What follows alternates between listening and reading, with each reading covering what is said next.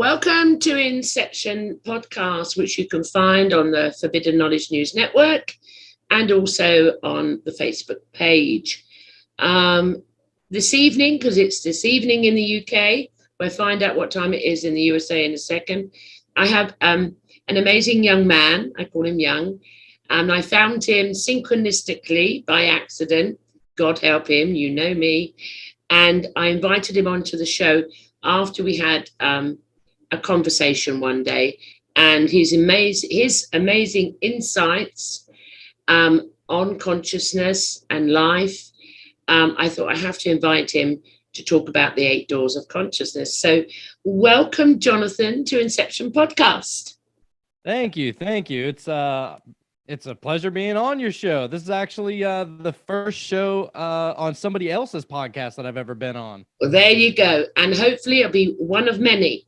So Before we get into our conversation, just give us a brief description about what you actually do and the name of your podcast. Well, the name of my podcast is called The Cult of Conspiracy. It's on YouTube. Actually, we just did our last YouTube show the other day because we're switching over to another platform, so we can't get strikes and bans and all that stuff. So we switched over to Rockfin. But we're also on podcast still, so we're going to keep it there for everybody else to keep that third eye all the way open. That's what we're here to do. Yay! And, so we decided, so it was about a year and a half ago that I decided to start the podcast because I was always so into just learning more about all the conspiracies and all the spirituality, because it's hard to learn anything spiritual with a lot of people these days because everybody's, I don't want to say everybody, I feel like a lot more people are becoming more open-minded. However, they're scared to voice their opinion on what could be. Yeah. And whether it be because of the way they were taught, how they grew up. Fortunately for me, I wasn't brought up in any kind of religious household. So that's a benefit. That's a plus. That's a plus. Yes. I wasn't, I don't want to say brainwashed. That might annoy some people, but you know what I mean. Yeah, I know what you mean. Yeah. No, that's fine. So I want to say, I've watched his a few of his podcasts, and he's an amazing interviewer.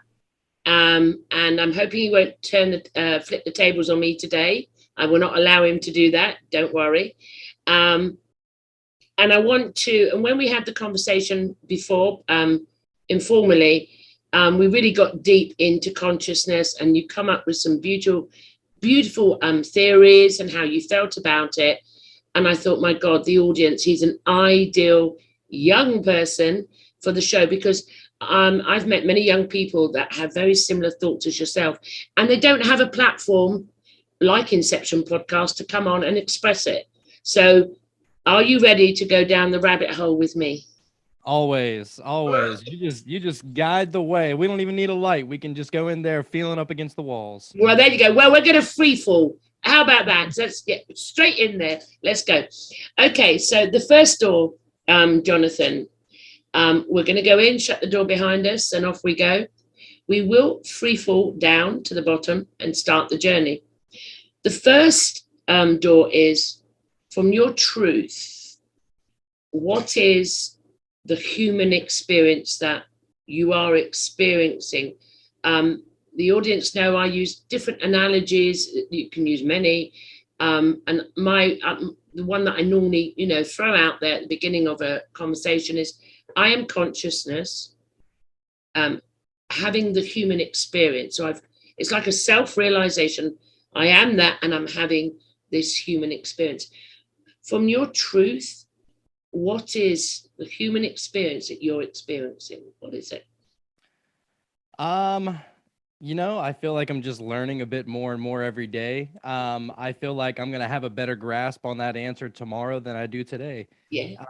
As far as I do know what it's not, that's usually how I come to a lot of conclusions. That's the best way to do it. That's the best way. Yeah, process of elimination. I know that we're not just here to work.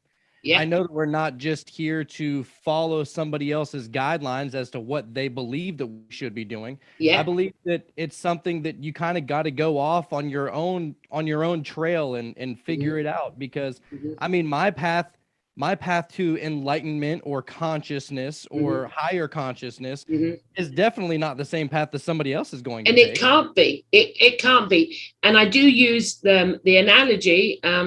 If I have an orange and we cut it in half, and I give you half an orange and I have half an orange, we're both experiencing it in the orange. However, we're not going to experience it the same. It will be totally different.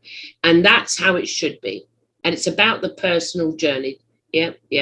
Yes, definitely. And I feel like, you know, like I said, I wasn't raised in a religious background.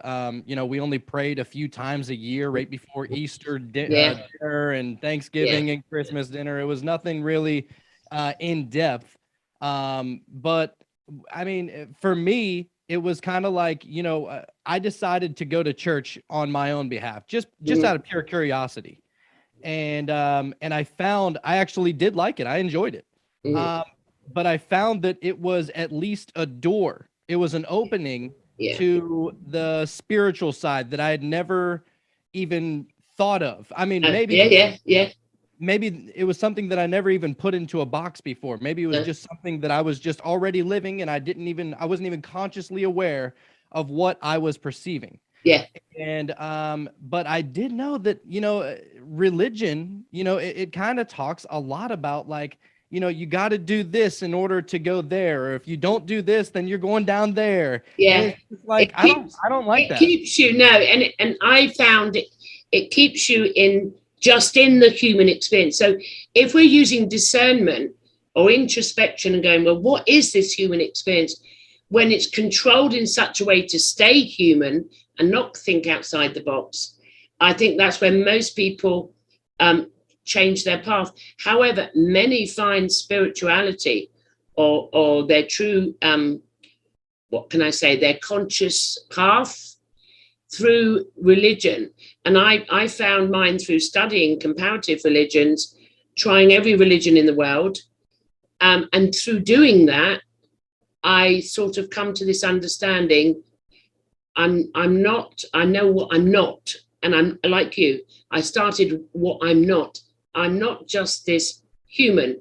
So if I'm not just this human, I come back to you with the question again, Jonathan. If I'm not just this human that's a slave to work and then just die, what is this human experience and what is it about? The way I see it is we're all just little kids. We're all just little kids. I mean, you know, think about whenever you're growing up and your parents are out there guiding you and this and you got to do it that, you know, don't put your hand on the stove or you're going to get burned. And then maybe you don't listen to them. And so you put your hand on the stove and you get burned and then you find out the hard way. I think that there's, I feel like not a lot of people know exactly what the hell it is that we're doing here. I agree. I always ask somebody because, you know, it was about a year ago that I got into hypnosis and hypnotherapy and stuff like that. I start to talk to people, and you find out whenever you're talking to people, you find out just how little they know about themselves. Yes. You know, whenever I talk to them, like, okay, you're here. You know, I always say, like, where did we come from? Like, where were we before we were here? Like, we had to have come from somewhere. Energy can't be created or destroyed. You know, as science says. So we had to come from somewhere, and we must be going somewhere. So what were we? Did we have past lives? Were we just a tiny form of consciousness until we were able to jump into this human experience? Were we something much grander, and now the human experience is something much smaller than the entire thing? Were we coming from... There's so many things that we could come from. There's so many paths to take to go down this road. And it's when you start realizing what you're not. And I do agree with that. It's always, I'm not this, I'm not that. I'm not my parents' belief. I'm not my parents' religion. I'm not society's religion or society's belief. And when you do that work, then the questions that you just spoke about in the human experience for everyone, we all start to ask them questions. Now, on the back of that, we're going into door number 2. We're going further down the rabbit hole. I'm actually on a camp bed with my coffee, and I've got some food. You can sit on the floor, get your own stuff, but we're there. And normally we don't camp out for the night until around about door 4, but we're going to camp out now, because I'm going to ask you who is having this human experience that you've asked people about, how did we get here and all of that. Who are you then? Who am I? Again, I say, well, I'm consciousness. My truth is, I'm consciousness. What does that mean? Well, I could say I'm a multi-dimensional being experiencing all things at all times and all places. I could use any label, but it's a truth that is resonating with me. So if I bring that question to you now, and we're down in number 2, who am I? Who are you having this human experience, Jonathan? I love these questions. I would say it all comes back to you have to have kind of a grasp of what you have a hunch towards, what you want to believe in. Maybe you don't even know the truth, but it's something guiding you, pulling you in that general direction. Mm-hmm. I believe that there was a creator, or there is a creator. I believe that that the creator has a tiny little spark within each of us. Mm-hmm. And that creator, that spark of the creator, of the source of God, whatever you want to call it, mm-hmm. is experiencing life throughout many different people, throughout many different experiences, circumstances, body types, personalities, egos. So, and it's allowing whatever the creator wants to see. Mm-hmm. It's just like feeding this information to it, right? Like a collection of data. Yes. Call it the Akashic records. I don't know. Yeah. Well, it doesn't matter. We just label to communicate. But I'm going to pull you back and pump the brakes there, because so I liked when you said a spark of this source. So when I say, who am I? Who are you? Would it resonate with you if you said, I am a spark of this source? I am part of this source. Many people say in multiple ways, which is beautiful, because it'd be so boring if we had the same answers. So I remember, as I went into spirituality, I first thought I was a child of God. That's the same as a spark of God. So it's the same principle. I use analogies of, we have a ball of consciousness, pure light, and put on a colander, and all the rays coming out are each individual being, but it's still the one source. So when I say, who are you? I may say I'm consciousness, or I'll come out of a load of labels, but a spark of source, that is as equal as and as beautiful as. And that definition in itself, do you find, because I'm going to add a bit here, slightly digress, do you find when you have that sort of knowing of that, do you find the more that you research like you have and go into it, that expands your consciousness, or your third eye, as you've got up there, open up that third eye, and you become not less of a human, but you start to drop or peel away like an onion the human concepts and beliefs, and because you're a spark of the source. Do you find that works with you?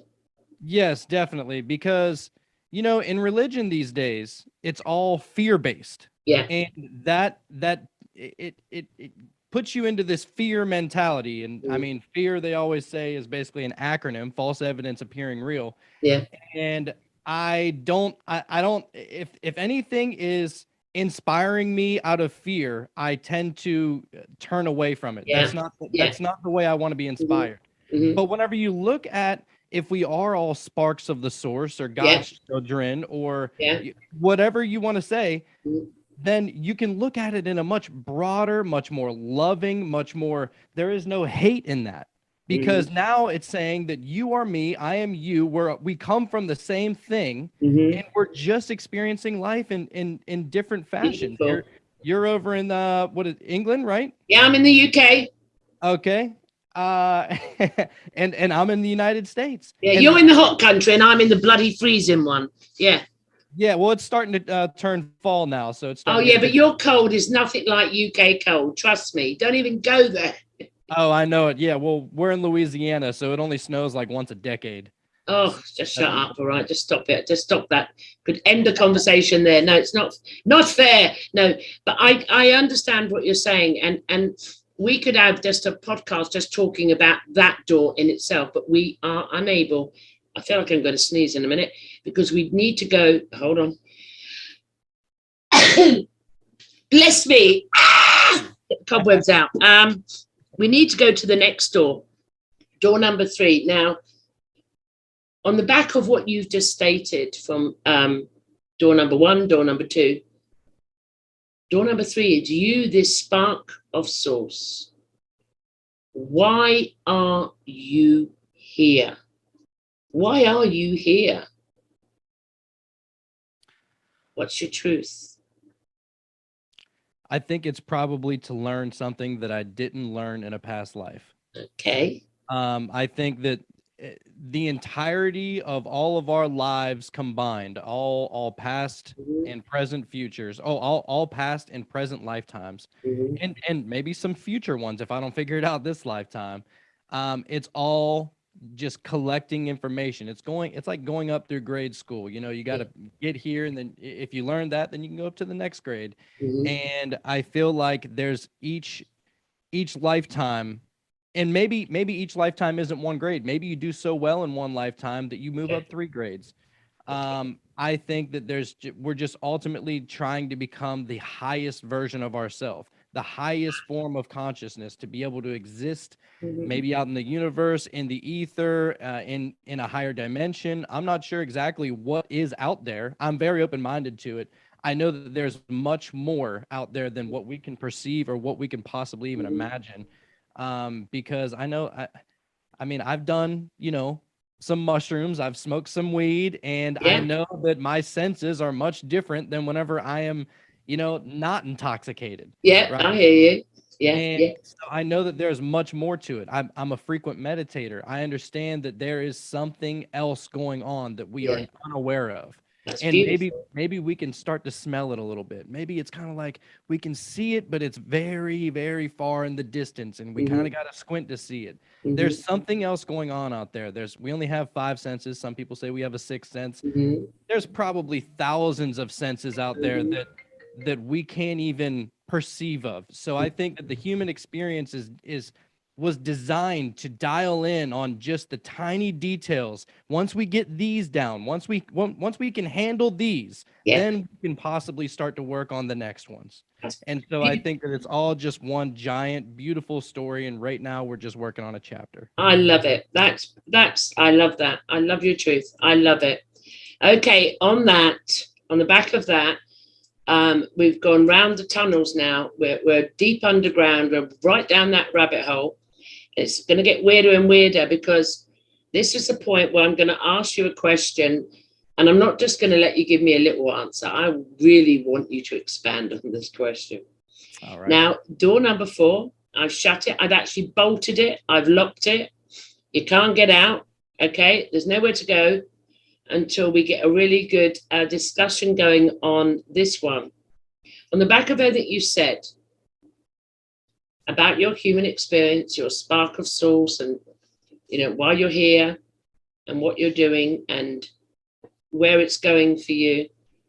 What then? We've come here. What then is this reality we are in, having the human experience? It's a question that has to be asked, especially on the back of quantum physics. Okay, so. But everyone has their own truth, but interpretation of the truth, but it's basically the same, but we articulate it as we should differently. So I'll give you one of my analogies because it depends who I'm talking to. So what is this reality? For me, this reality is a screen of a film. I'm an actress in the film, okay, but I'm also observing the film. I'm writing the script. I'm doing the cameras. I picked the people who's to come into my interaction in the film, in the script. Like, I'm going to have some arseholes to piss me off, to do the work on myself.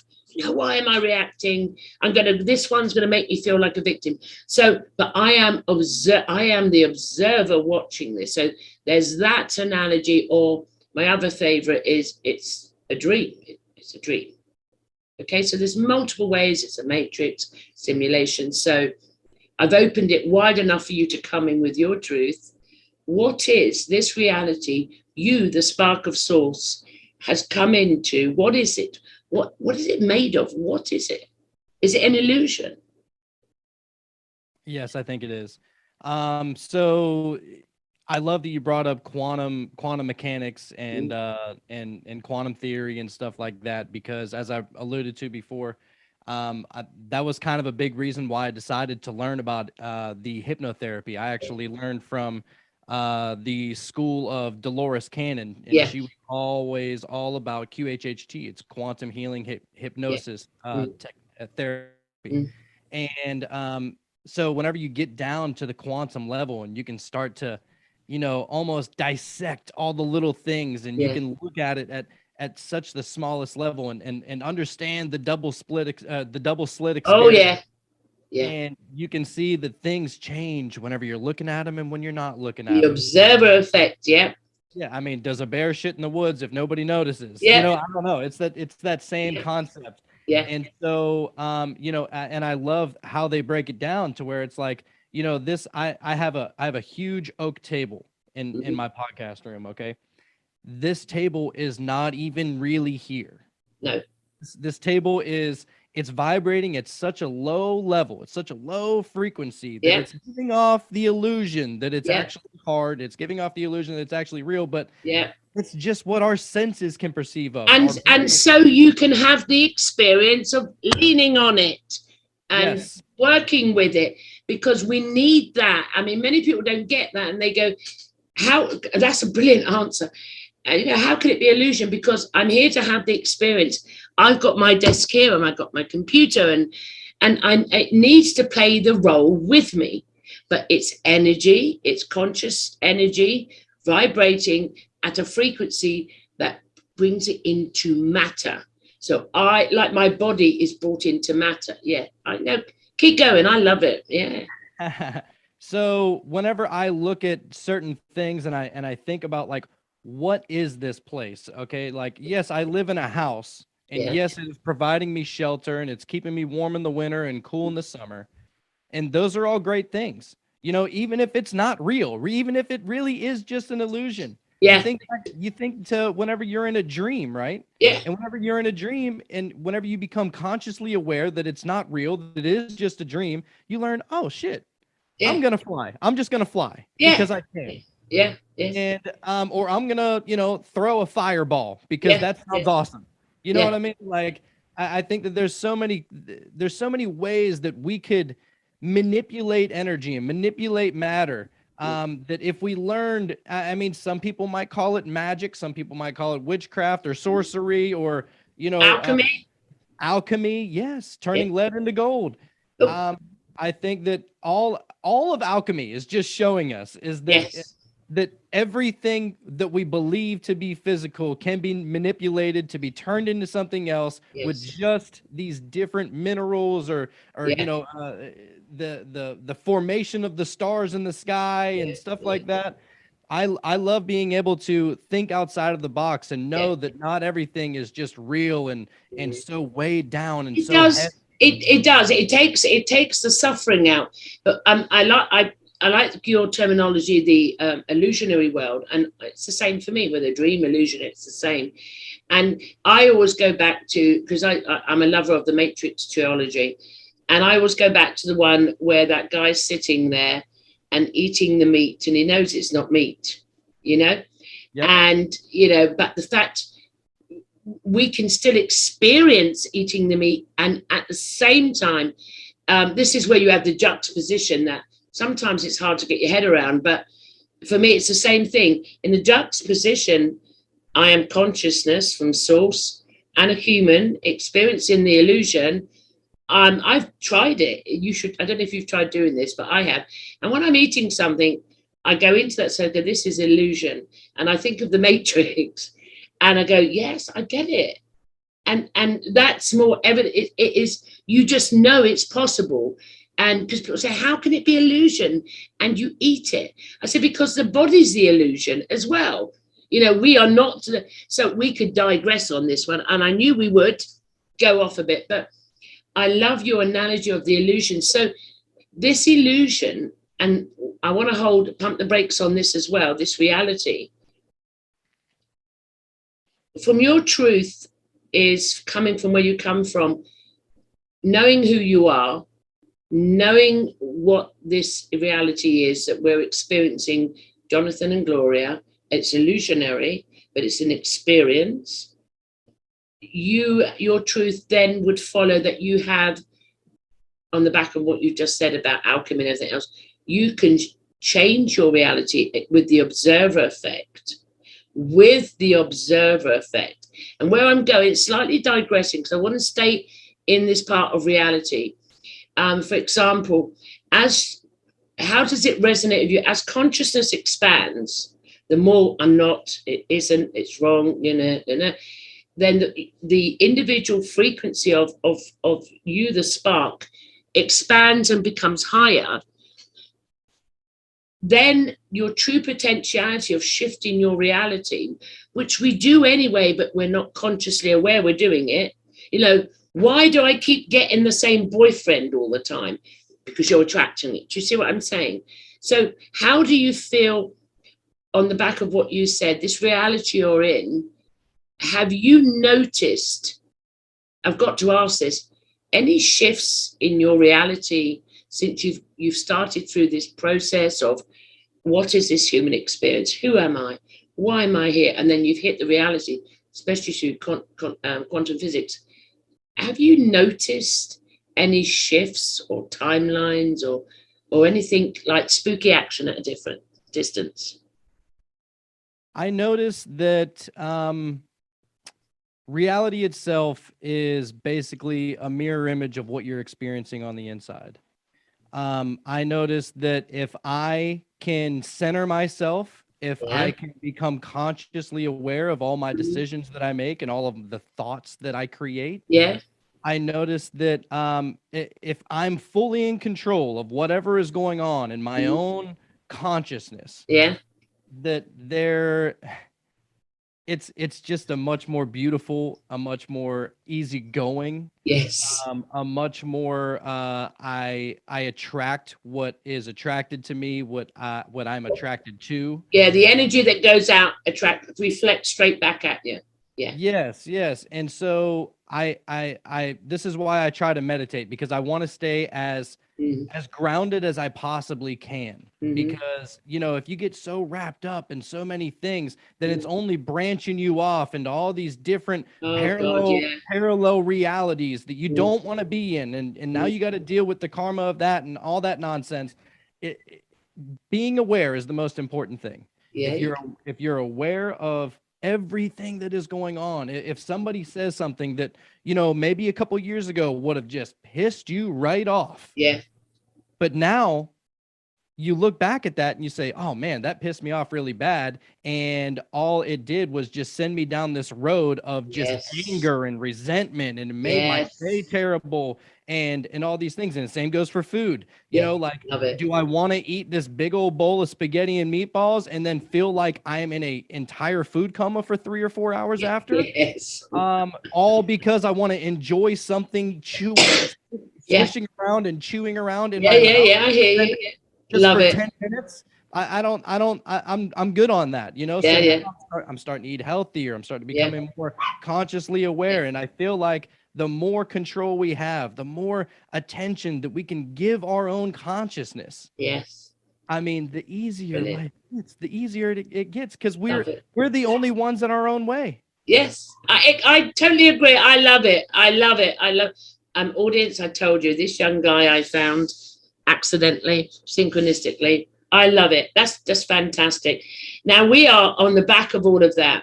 Now we're going to door number 5, Now, door number 5, you may want to go and lick your mushrooms. I don't know what you need to do here. I'm going to ask the question on the back of what we've just spoke about. So who is ET? Now, who is ET is just a label. It's an umbrella. It could mean Greys, Palladians, Reptilians, angels. I'm sorry. Can you hold on one sec? I got to go put my dog up. She's barking. Okay, here we go. Yeah, off we go. I'm holding, guys, and I'm admiring his stage. I love what he's got up there. Open up that third eye. And that's what we're all trying to do that, aren't we? So, and we can all have a nose round his room. This is his studio. Oh God, it looks like he's got a couple of samurai swords there. I'll have to speak to him about that. Can you hear me? What's with the samurai? Oh, he's off again. The samurai swords. Gosh. Me and the audience were just nosing round your room while you were gone with the dog. What's with the samurai swords on the wall? Actually, this sword right here, it's like a pirate sword, and my buddy, he had them in his spare room. He wasn't doing anything with them. I was like, wow, a pirate sword. That's awesome, because whenever I went to a past life, I was a pirate. So I thought, wow. I thought it was really cool, and that he had it. And I was like, man, that is so awesome. And he was like, well, he goes, I'll make you a deal. If you put it up in your show, you can have it. Oh, no. So it was really Look cool. at you love and lighter with your pirate sword. Anyway, what's the next one? And the other sword is for my co-host. His name is Jacob. He was in the Marine, so that's a Marine sword. Oh, bless. Wow. Yeah. So, yeah, we all while you went off with the dog, we just had a nose. Right, let's pull it back. We're pulling it back now, okay? Dog's sorted. So the umbrella is, who is ET? Everyone has their own interpretation. Some people could... me, I'm a contact experiencer, for life contact experiencer from Greys, other beings, light beings, I don't even know what they're called. And what we label them, because that's what we do, angelic beings, the Elohim for me, which I label them as the creator gods, the Elohim. So there's mine. So the question is, who is this ET? Who is, from your truth, this ET in this, under the paranormal question, who is it? Who is ET? So I've seen a UFO before. It was in Arizona, and it seemed like it was only focused in on me, and it was me and my cousin. We were sitting back there and saw it, right? And it seemed like that it was just focusing in on us. And it was like, it was so strange. It looked like a small little UFO, and it had these rotating lights that were just going, and it was very obvious that there was nothing else that it could have been looking at. No. It had to have been looking at us. And so I found that very, very, very strange. I was really surprised, because this was during a time I'm like, oh my God, a UFO, alien. Yeah. Right. Because, that was back in a time where I thought that there was little green men up inside of there, and who knows? Oh, I think everyone. Well, no, I didn't, because I'd seen them, but most people did. But however, I'm gonna pull you back. What you actually just said was you observed a UFO, yes, and you were aware that it was aware of you. Yes. That is when we say things like this, it's how we say it. Is very important. So, and I repeat that many people come up to me and say, I've seen it, and I have to break it, say, no. You became, and they say, it was watching me. I said, that means you are aware that they are aware that you're aware. There's your connection with that experience. So, okay, so there's your first contact with the ET I've asked you about. Do go on. Okay, so that was really my first experience. My second experience with ET, whatever it was I went on a mushroom trip, and it was just a trip inside of my house. I didn't go anywhere except for in my mind. I like that, a mushroom trip. I went on a boating trip. No, I went on a mushroom trip. I love it. Go. I mean, it's a much better experience. And cheaper, yeah. Yeah. So it was a long night. I stayed up. I mean, it was an insanely, actually, I just got done talking about this on my podcast last night that I haven't uploaded yet. So this will be going up on there too. Good. But so I did this, I did these mushrooms. I was trying to have a good experience with the mushrooms. I wasn't trying to go anywhere. I wasn't trying to do anything. I was just trying to experience what I could possibly grasp from the other side. Maybe the veil would be thinner. Maybe there would be some kind of information that I could pull from the other side. I feel like movies kind of portray this a little bit, like with Nightmare on Elm Street, whenever somebody's trying to grab Freddy Krueger's ear and pull it to the other side. This is a much better way. So what I was experiencing is that, I was just laying on my couch and I have this massive fish tank. I have turtles in there. And I noticed that there was this algae that's growing on the inside of the glass, just a little bit. You would never even notice it. Like it's something that is so unnoticeable that you just glance past it and you don't even really notice it, right? However, when you're on mushrooms, everything is much more enhanced. Everything is much brighter and vibrant and just more beautiful. And so I'm looking at this algae and I swear it is trying to get my attention. I swear it's trying to get my attention. I don't know. There's no other way that I can put it. It looked like it was almost waving at me because I could see its little, I don't know, its little arms or whatever. And I thought, man, that is so strange. And not only that, but the color was much more vibrant. It looked like it was glowing.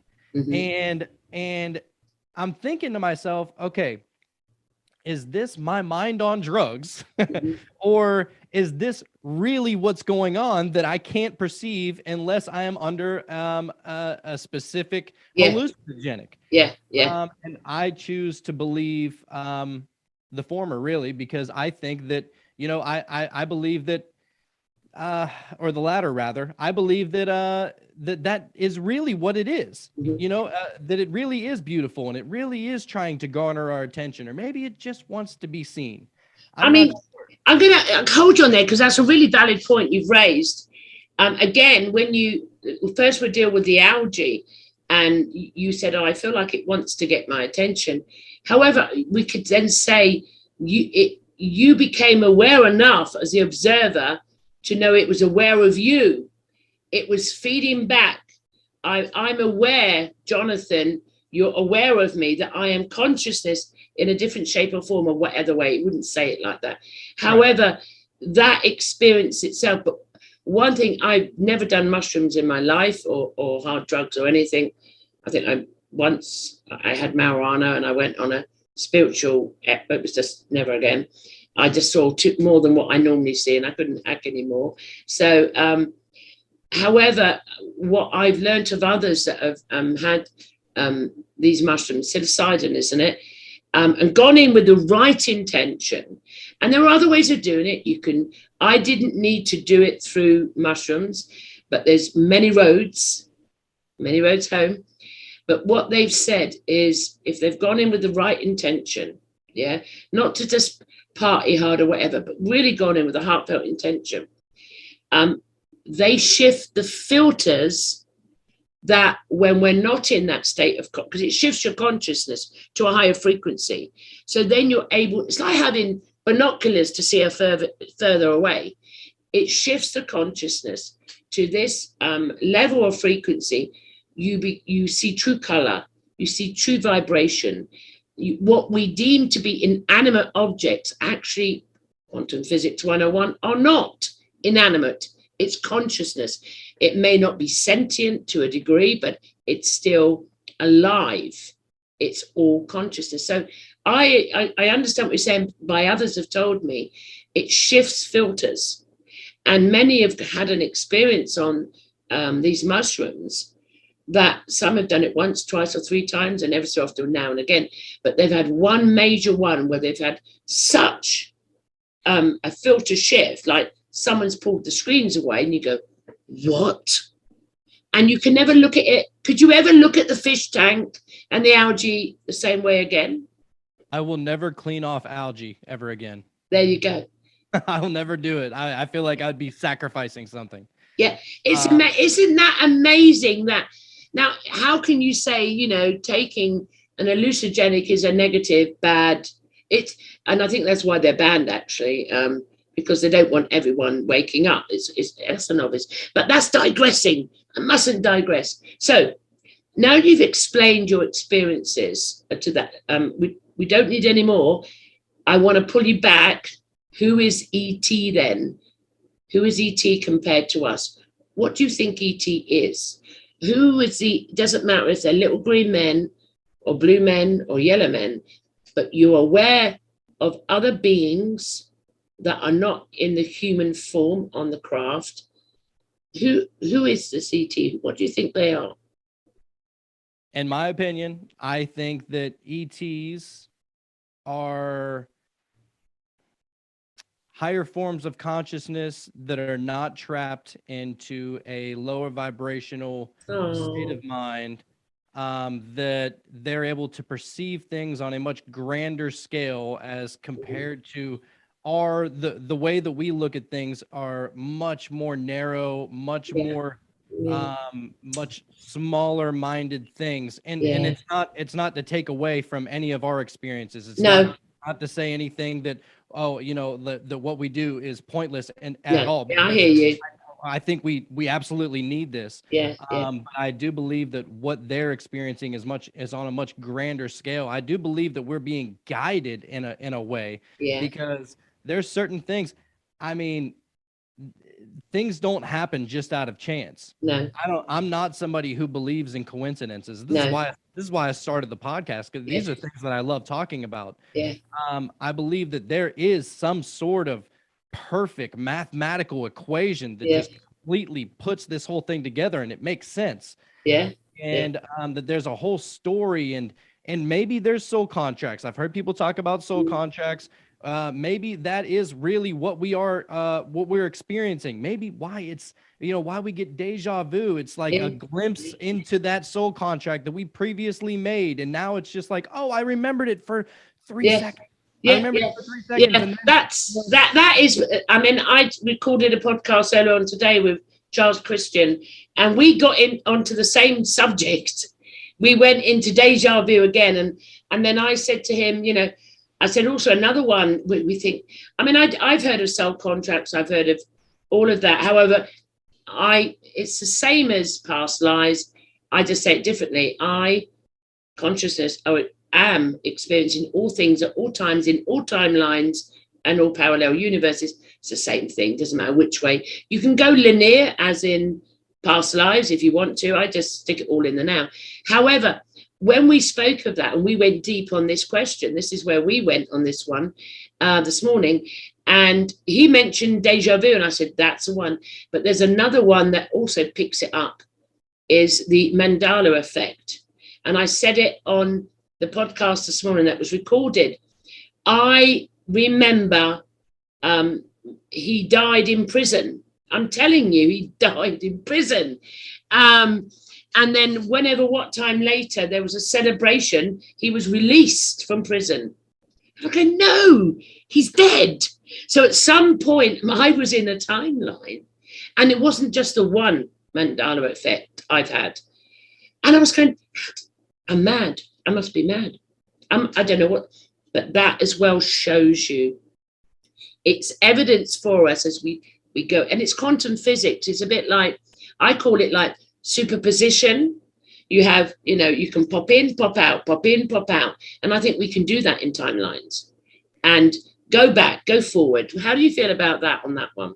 Do you think that there's ever been a time, unlike now or like now, that any other people have ever experienced a timeline shift such as what we're experiencing? Because I fully believe in the Mandela Effect. I know for a fact the Monopoly man had a monocle. I know that for a fact. He did have a monocle. He had a monocle. He did have a monocle. He did.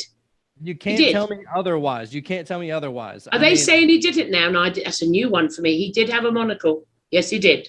He doesn't now. Yeah, you look on all the Monopoly boxes. Oh, fuck that. No, I'm not having that. I've had enough Mandalas.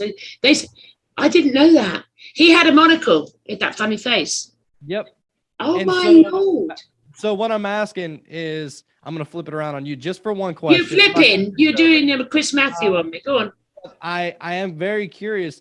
Do you think that we're living in such a special unknown time that we're the first to experience such chaos, that we're starting to believe and starting to know and understand that there are separate timelines that were branched or merged together? Is this the first time this has ever happened, or the first time we've been consciously aware that it's ever happened?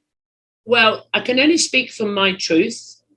And my truth is, at the moment, I'm in a different timeline to the others on the news timeline. That's all. Yeah. I shifted. I felt between the two timelines. I was it was pulling me back and forward, and now I'm totally disconnected from that timeline. Sometimes I have to step into it to go shopping as a visitor, a bit like ET comes here, and then I'm out. So and many people have spoken to me recently about the timeline shift. They're experiencing, literally the filters are dropping, and there's massive mandala or shifts going. However, previously in recorded human experiences, because I really wasn't, that it's not in my conscious memory at the moment, I'm aware by written literature, they may not have used timeline as a word, but they shifted to certain conscious beings did.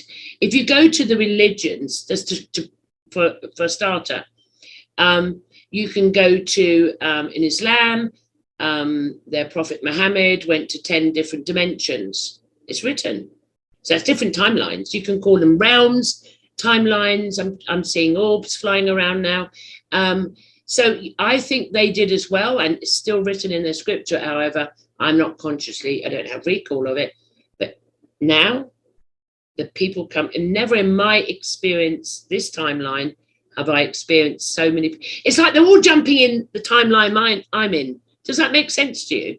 Yes. Like they're jumping ship, and it reminds me of Dolores Cannon years ago saying about the two worlds. And I said, no, there can't be two worlds. And I was seeing it, objectively and, from the left brain. But now I get it. It's one Earth, but there is like now two different timelines, distinct. Yes, timelines. I totally agree with you. And at the moment, it's mind-blowing because we're consciously aware we're shifting. I think I can only speak for my truth on this experience. I can look back with hindsight, which is a bitch, and go, I shifted then, but only with the hindsight. Yeah. Mm-hmm. I now can track myself shifting one to the other, moving timelines to experience the ultimate timeline, this one. This is, yeah.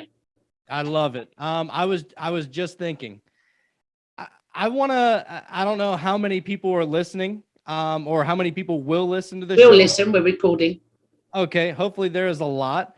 I just want to say I am so thankful and so grateful to be around such people that are so open-minded to have this kind of conversation. Oh yeah. I mean, this is what we should be talking about all the time.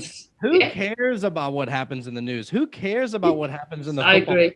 I agree. Like, we have no control over that. This is the stuff that we can take in and learn from and possibly expand our awareness and our consciousness to be able to, play around in our dreams and play around in our meditation and play around if you choose to take in mushrooms or anything like that, right? This is just the best kind of conversation. It is the best, and this is why I started the podcast. The only reason it was to have these types of conversations and to bring it all out into the open, and and hopefully others will use a bit of discernment and go, oh, I never looked at it that way before. But I remember coming in. But for me, the shift, and I'm saying, God, all these people, humans, are coming in my timeline. I am synchronistically how I found you. It was, you couldn't make this shit up. I mean, there's only I've so many hours in a day to go and do a bit of research, any young blood out there. But I kept getting this, look look, and anyway, long story short, I found this podcast out of the blue, which was you. And I just listened. And I told you before what I said. I knew he needs to be on the show. He needs to share what he has. And obviously I recognized it. And as I said, we need more and more and more and more and more. So when this podcast comes out, it will come out on Forbidden Knowledge News Network. It will come out on the Inception Facebook page. When it's out, Jonathan, share it out wherever you can. Get it out there so as many people can hear and make a decision themselves. You know, I always say, if you can take something from the conversation, it resonates, you're welcome freely. If it doesn't resonate, put it to one side. Don't close your mind, just put it to the side. Because trust me, if you've listened to this podcast, now we're time traveling, if you've listened to it, and if at the end of it you say, nah, the fact is that you engaged in the energy of this podcast, put it to one side because it's coming back. Something's going to come in your timeline to shift you again, and you'll recall the conversation me and Jonathan just had. Yeah. Allow it at a bare minimum to plant a seed. Yeah, absolutely. You do realize you flipped it, all right? You took over my show, and only one person's done that before, Chris Matthew, and we've digressed on and off, but it was fantastic, and I loved it. Right. We're now in door number 6, okay? We've got 6, 7, and 8. Now, door number 6, sometimes it can be misconstrued as complex question, and that's because I'm not articulating it with clarity, should I say. I'm going to do my best this time. So this ET, this conscious being in a different shape and form, experience, how are we connected to them? So they're in our 3D illusion, yeah? How are we connected to them? Obviously coming from my truth, which is juxtaposition, I consciousness having a human experience. I know I'm connected. They're conscious sentient beings having their Arcturian experience or Elohim experience. And I am, consciousness having the human experience. And we are supposed to interact, or they wouldn't be here. They would not be here. And I do believe they do assist. They don't take your free will, but they do assist. However, there is another area that is spoken about on the juxtaposition is the Homo sapiens sapien. I'm also aware that there is a DNA connection with them. So not that it prioritizes or is more important. I'm just having this conversation with you. So how are we connected from your truth, do you think, with these ETs? I was just thinking that there's this doctor. I can never remember what his name is, but he's like the most famous doctor on Gaia TV, if you've ever looked into that. Yeah. I can't think of what his name is, but he's so awesome to listen to. Mm-hmm. And he says that, scientifically, because he comes from a very doctory scientific background, supposedly written into our DNA, that there is an actual code written into our DNA that spells out God with us. Mm-hmm. And I saw that, and like my whole body just like started shaking, and it was just, I felt the energy within that. And so whenever we're talking about who are the ETs, how are they Connected to us? How are they connected to us? Are they related to us in some form or fashion? I believe that that's who we are. That is like down to the core. That is who we are. I've talked to somebody, another scientist, and he was real big on learning about, is it Thoth or Thoth? Thoth, yeah. Yes, and he was supposedly, Thoth went down the rabbit hole and saw that we are connected with the silver cord, right? And that silver cord is what connects them to us, in my opinion. I mean, because if that silver cord gets snapped, then supposedly that's whenever we die, and then we're able to be freely back into wherever we came from, whether you want to call it back into the ether, back into the universe, and then when that happens, we are now them. I love it. They that we refer to will be us. And so I think that it's so simple. It's so simple that, it's just a bit of amnesia that we've had, that we can't remember all this stuff. But whenever we talk about it, we know down to our core that it's when we're talking, it's when you get into a discussion with someone and it's like you're talking, and all of a sudden you go, well, for me, it's like, boom, and it just comes out. And I'm observing all this kind of going, where the hell did that come from? I would have knew that. And this is why, for me, talking on the podcast, and I have been on a few other shows as well, it's very important to talk about this, to get it out here now, and about this connection to them. It's more than likely, every theory that's out there, it's more likely all of above. But I have a truth that they are me, I am them. It's the same. And also with the physical aspect of the 3D experience, which is only on the 3D Earth, there is a DNA connection. I don't have an issue with that at all, because obviously I'm aware of hybrids and all the other stuff. So we're not going to go down that rabbit hole. So yeah, I loved what you just said, and it's just, and you need to talk this stuff more and more and more. Once you get off my podcast, you need to get out there and talk your stuff, because I love it. I love it. Right. So we've done that. So we've got 2 more doors left. So I'm going to raise this question but preempt it with something. So why are they here now? I also have to say, yes, I'm aware they've always been here. On cave walls, my artwork in the hieroglyphs. We know in ancient paintings, Christian paintings, got UFOs in the pictures, always been here. But I'm talking about current times now, and the time when have a realization that we have, for the first time, we're consciously aware. First time, we've shifted a timeline. We're not just hindsighting back. We're now consciously aware we're in a different timeline. Why the other timeline exists, yeah? Our experiences haven't done this before on this journey, okay? So why are they here now in the abundance, and with the abundance of the paranormal experiences, whether it's mandalas, deja vu, UFO sighting, ET contact, the Elohim, it does seem like it's in abundance now. We have shifted into this timeline.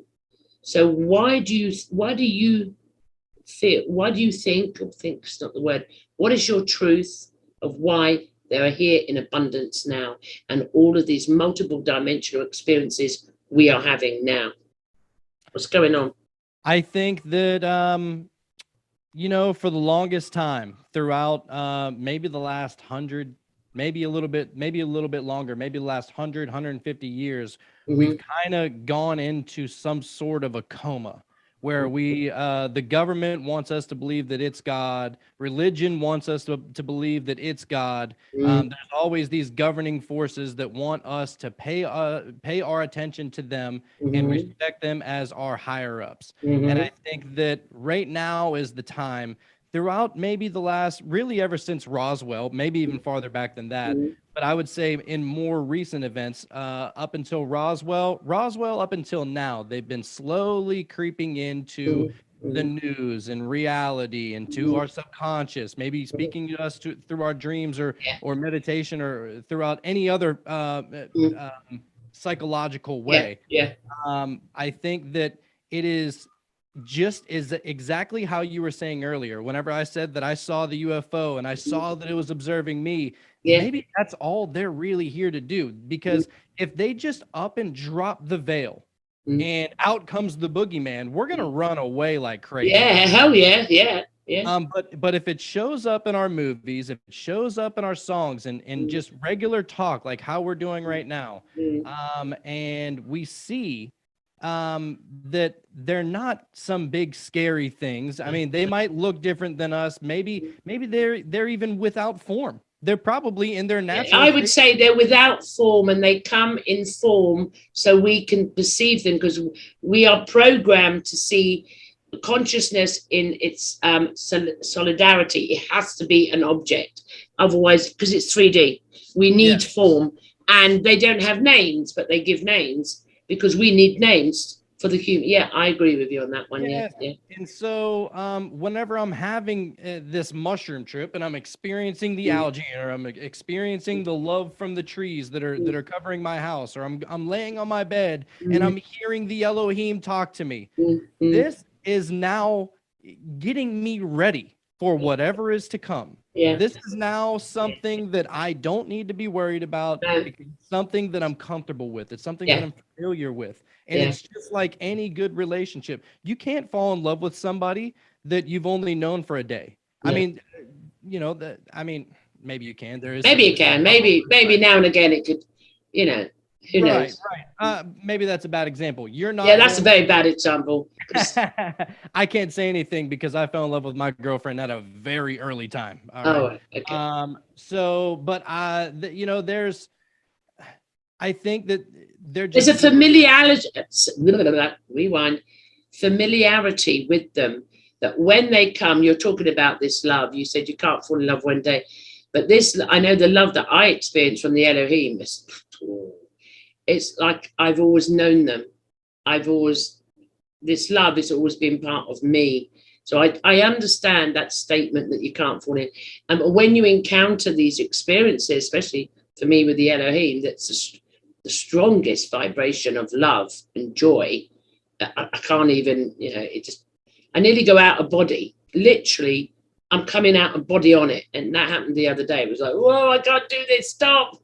It was just that big. It's a familiarity with them, isn't it? Yeah. I guess a better phrase would be that they're giving us training wheels. Yeah.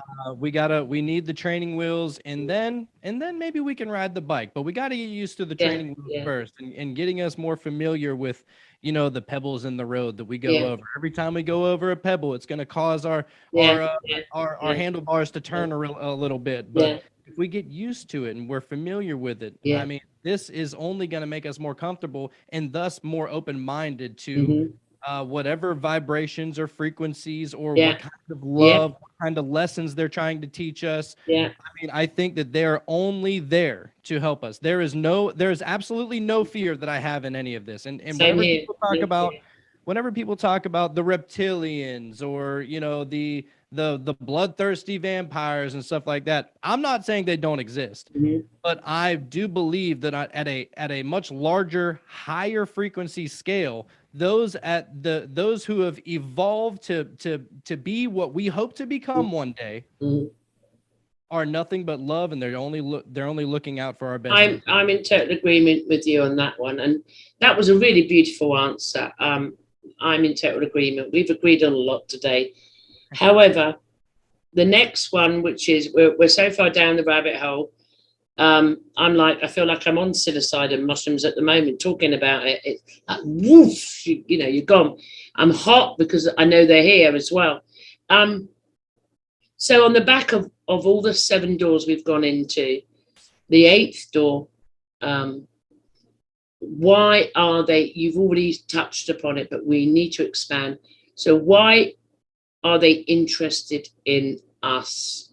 Now, we've already touched upon it on door number 7, and they're here to help and that. But then prior to that, I'm surprised my memory's so good today. Hell, you spoke about when we said about shifting timelines. We're now consciously aware we're in a different timeline. It's the same shit, but it's different. We're not affected by it.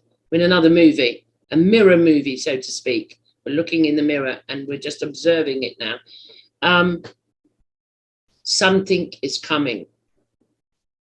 Now, I'm not saying I know what's coming. I have no idea at the moment. I'll be made aware when you're aware. But however, when I ask why are they interested in us, and I'm talking about, it is really the amount of, even me at my age, and the amount of ET contact I've had over the decades. In the last couple of months, and even over the last couple of weeks, it is intensive, and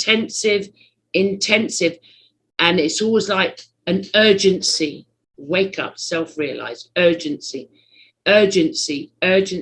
So for me, I would say, why, never mind past, now there was an urgency of an event. And I used to think before, maybe 6 months ago, my truth is always changing. The more that I learn, I used to think, the urgency is because I'm going to shift the timeline. I observed myself shifting to the timeline back, and that wasn't the urgency. I'm now in the timeline that we've spoke on, yeah? But I'm feeling this, not urgency as in warning. It's not that. So from your truth, why are they so interested in us now? And our interaction with them is just so strong. What do you think it is? From a very early age, I thought that that I would be around for the end. Yeah. I always thought that I could never, I would talk to people and I would say, can you imagine what you would look like whenever you get old and, you live a very long life and then you just die of old age? Can you imagine what that version of you looks like? And almost everybody says, oh yeah, I know my skin and my hair and all this. I'm like, but can you imagine being in that moment? Imagine taking in all the knowledge that you've taken in across all of the years and all the experiences that you've had, the family members that you've had these experiences with, the kids, the grandkids, the great grandkids. Can you imagine that? And they say, yeah, of course I can. I can't imagine it.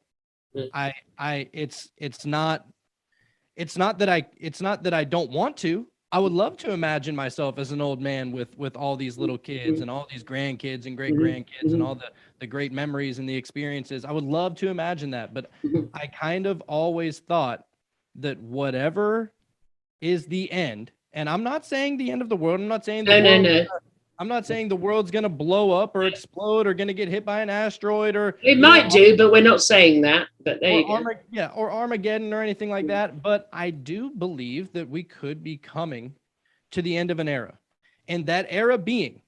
And you're supposed to be here. And I'm the same. I'm exactly the same. And I always, I don't say it's Armageddon. I actually use the terminology now that. It may change. It's a spiritual apocalypse. Yes. I call it the spiritual apocalypse. And I've always known I was to be hidden for some reason. I never knew why, obviously. And at the end of something, not the end of the world, not the end of this, not the end of that, not in the physical matter, but a spiritual apocalypse. But so on the back of that, what you've just stated, so it's quite obvious, I suppose, but that might sound arrogant to say that. So why are they so interested in us now? For example, do you sense an urgency? Not in a negative way. No, not in a negative way, but I do sense that there is something that's going on behind closed doors that maybe we're unaware of. Something that's going on in the ethereal realm, in another dimension. Maybe it's heaven, maybe it's hell. I'm not sure what you want to label them as, but I do believe that the higher dimensional frequency beings are in some kind of war with the lower dimensional frequency. Something's afoot. I don't know what's going on. All I know is I went from decades of Greys, Arcturians, and then we've got the Mantis and more paranormal than you can imagine, mediumship, and all of the spirit world, dead people. And my contact now is what I call with these creator gods, the Elohim. And I'm hearing it from others. It's shifted. Something has shifted. And I just thought, what's your take on it? Because I don't have the answer. I come from a very conspiracy-minded nature. I want to let that be known. Well, yeah, that's your podcast, isn't it? Yes. So with that being said, I do believe that the people that have been in power here for a very long time, the Rockefellers, the Rothschilds, the big bankers, big oil, big pharma, big government, all of these people, they're rushing, they're hurrying up, they're raising the gas prices, they're making us all get the jab. They're trying to get the last little bit of control that they possibly can because they know that something's coming. They know that something is right around the corner. Well, I agree with you. I mean, I always say that they know the game's up. I mean, I give two analogies, and one is the chess game. There's 7 moves left of the chess game, 2 players, Russian, obviously, and one of them just checkmate the other one. So the winner knows it's won, but the loser knows it's lost, and is going to drag it out, you know, just for entertainment purposes in the illusion. And humanity's watching it like this, going, oh my God, you know, I use that one. But then there was another one. Everyone's aware of Project Looking Glass. From my truth, and it's been like that for some time now, we've already done it. We have already done it. And it's exactly what you said. They go, no, I want more money. I want to experience this. And, you know, I agree with you. However, I don't actually know what's coming. Yeah. Think about it like this.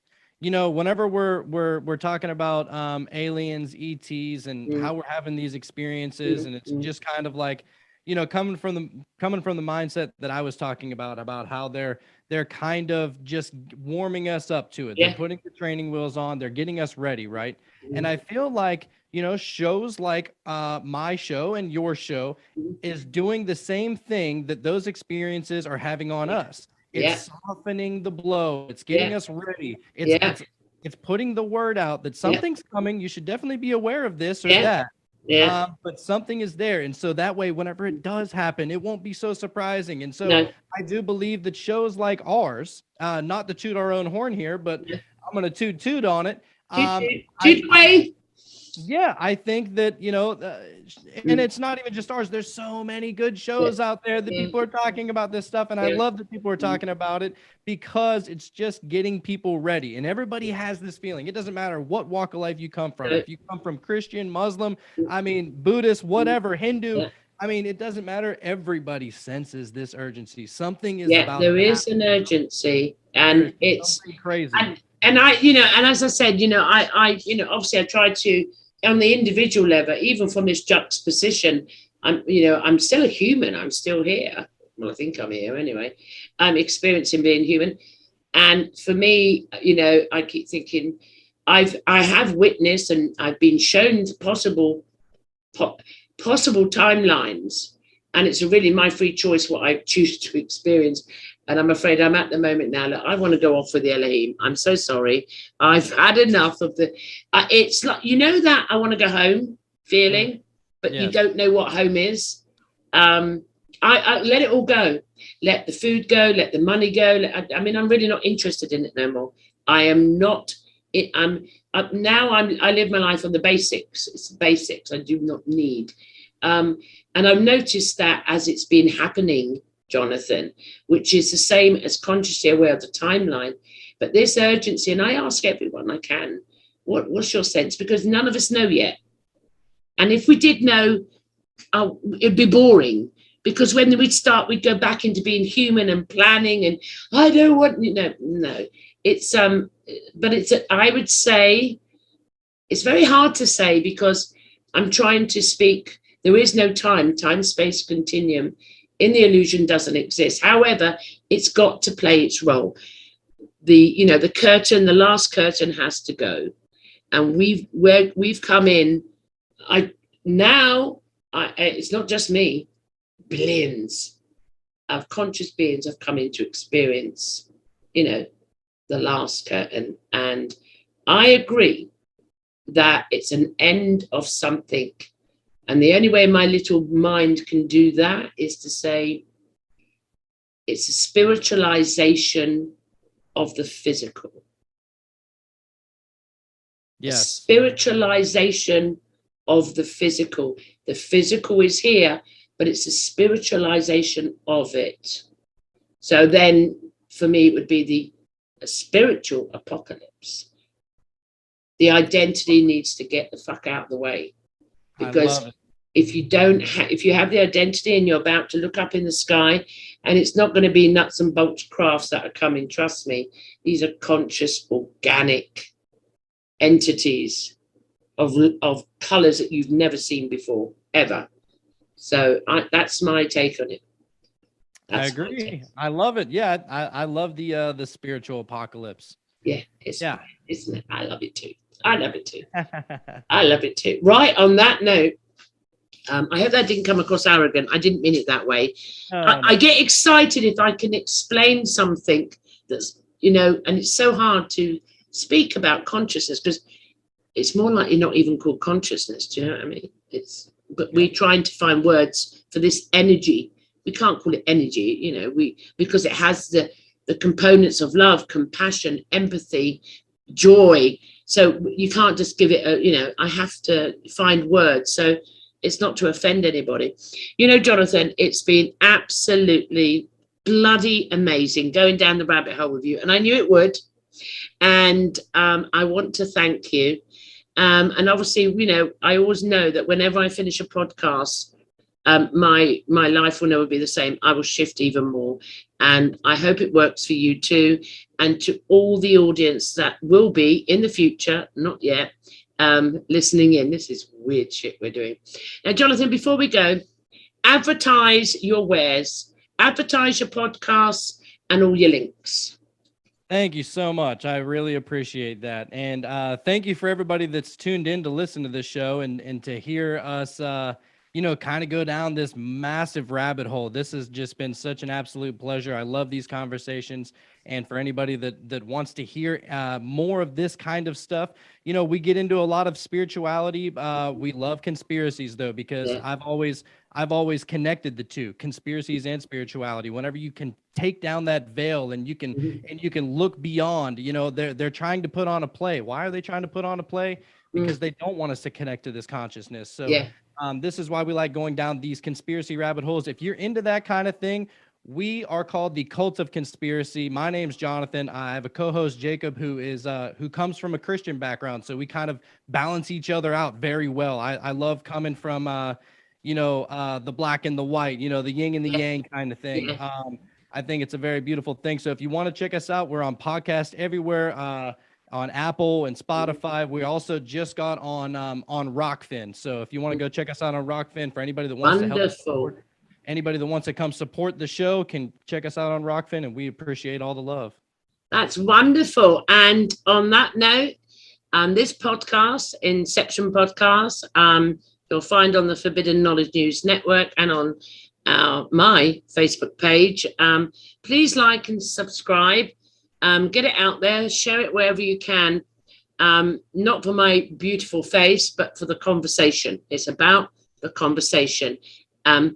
What all of us do on these podcasts, not just me, there's Jonathan and Chris and Forbidden and others that are really upfront doing this. We want this to go viral, this information. To me, it's never about, to me, it's about the qualitative, not the quantitative. So, someone the other week said, "Oh, how many followers do you have?" I said, "I don't know, and I don't really care.